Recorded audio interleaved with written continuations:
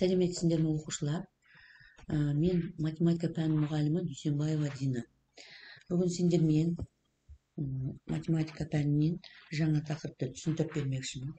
Яғни сабақтың тақырыбы ондық бөлшектерді қосу және азайту.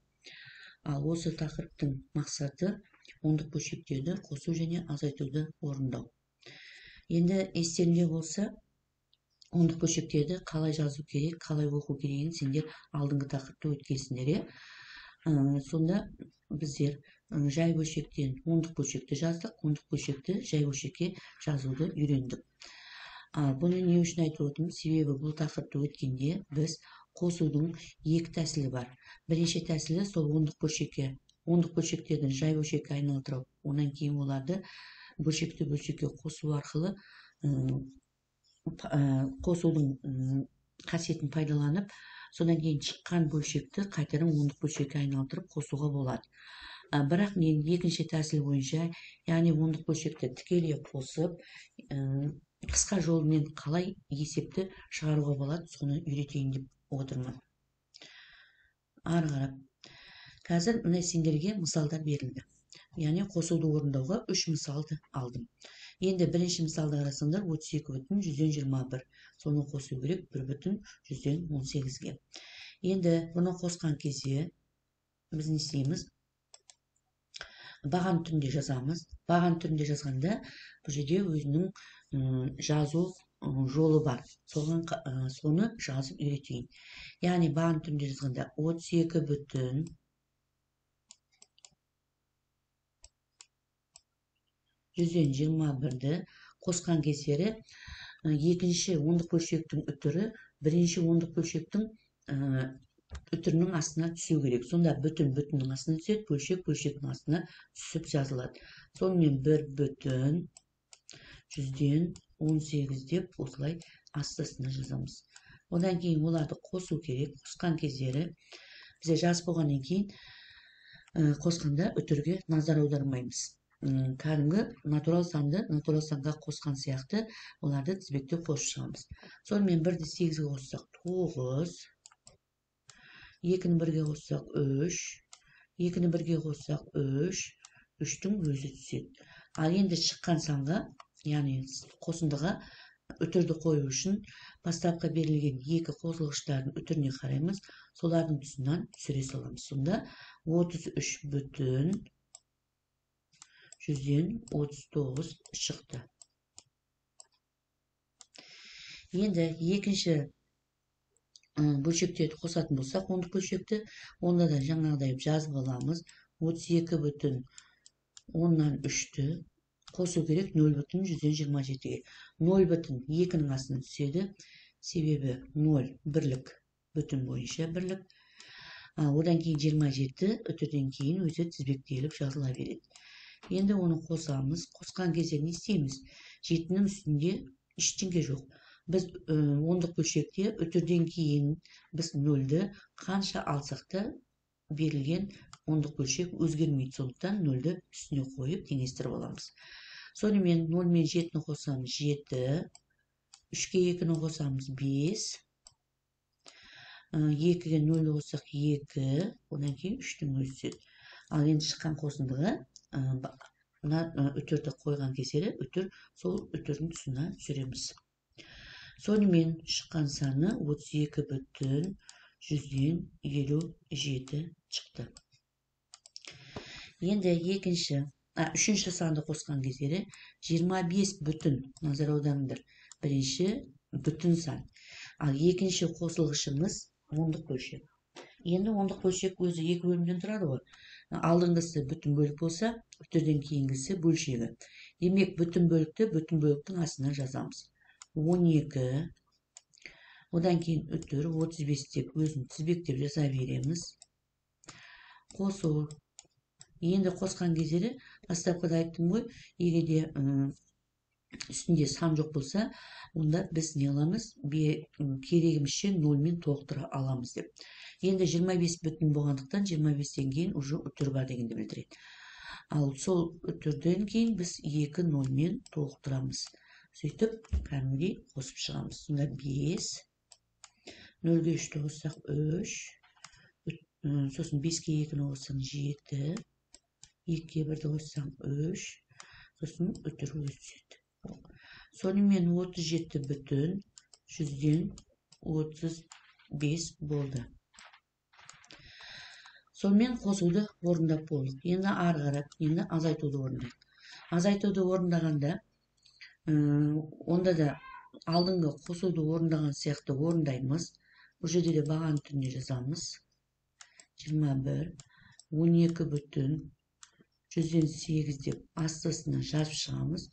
Содан кейін оларды азайтқанда, бұл жерден үтірге назар аудармаймыз. Натурал санды азайтқан сияқты азайтып шығамыз.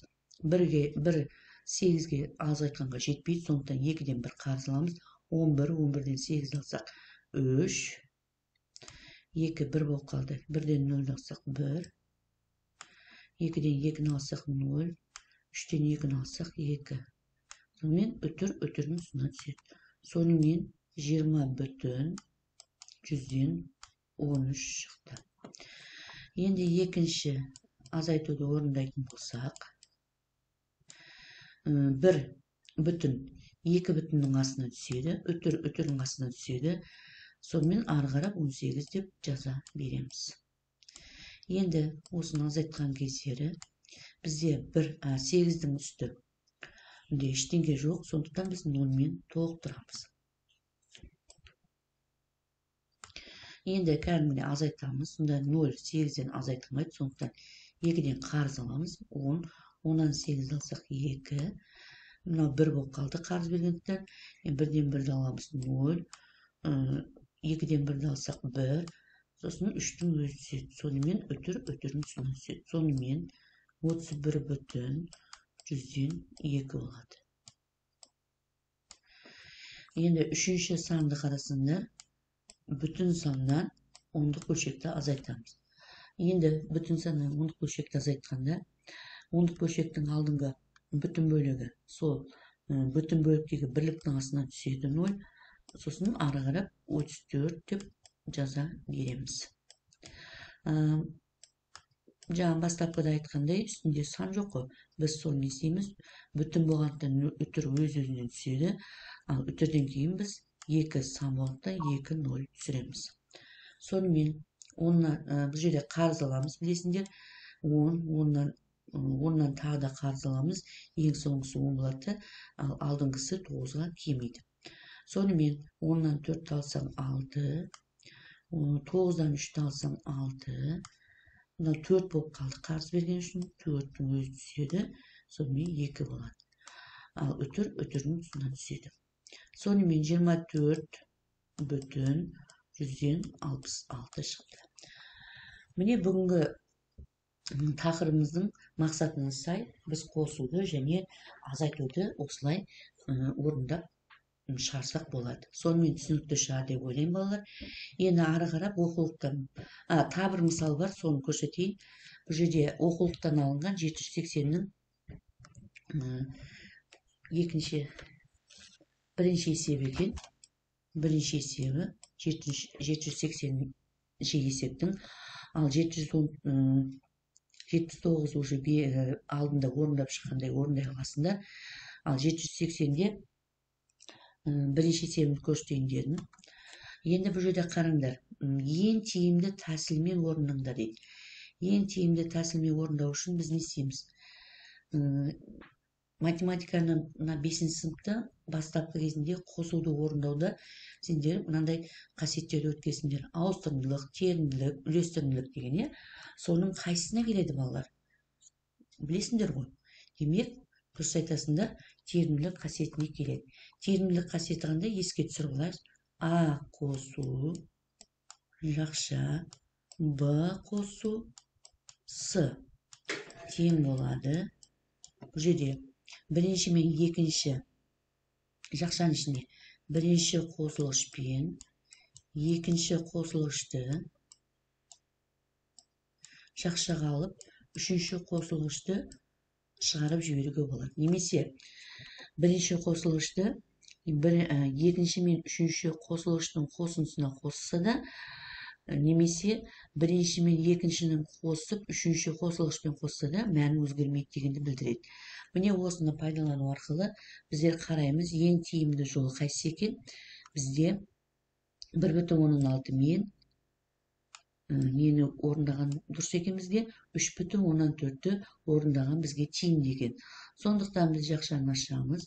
1,16-ны қосамыз. 3,14-ті жақшаны жауып, жақшаның сыртына нені жазамыз? 5-ті жазамыз. Сонымен мына жерде кәдімгі басында айтып өткендей, екеуін баған түрінде қосса да болады, немесе 16-ға 34-ті қосып аламыз да, сосын шыққан санды жазуға болады. Енді 16-ға 34-ті қоссақ, бізде 50 болады. Ал бізде 5,0 шықты қосқан кезде.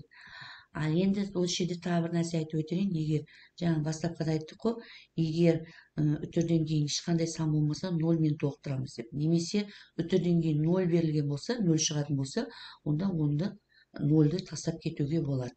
Сонда біз нені ғана аламыз? Тек қана 5 бүтінді қаламыз. Сонымен жақшаның ішінен 5 шықты, оны қосамыз үшінші қосылғышқа. Сонда тең болады қанша екен? 10. Міне сонымен 780-нің бірінші есебін міне осылай орындауға болады. Сонымен балалар, сендерге түсінікті шығар деп ойлаймын. Қалған есептерді осы берілген түсіндірмеге қарап орындасаңдар болады. Сонымен сендерге сәттілік тілеймін. Сабақ ары қарап өздерің орындап үйреніңдер. Рахмет.